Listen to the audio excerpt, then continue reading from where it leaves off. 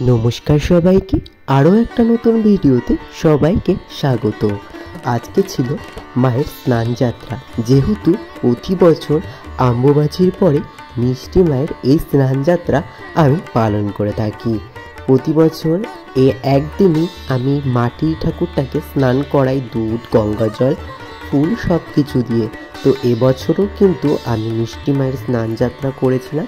তাই সকাল সকাল ঘুম থেকে উঠে স্নান করে মাকে আগে তৈরি করে নিলাম স্নান যাত্রার জন্য। তারপরে নিজের হাতে সামান্য রজনীগন্ধা ফুল দিয়ে মাকে সাজিয়ে নিলাম ফুলের সাজে। তারপরেই কিন্তু আমি মায়ের স্নান যাত্রার জন্য আমি নিজেও তৈরি হয়ে আসলাম। মায়ের জন্য কিন্তু আজকে অনেকটাই সুন্দর লাগছিল মাকে। তারপরে কিন্তু আমরা সবাই মিলে মায়ের স্নান যাত্রাটা পালন করলাম।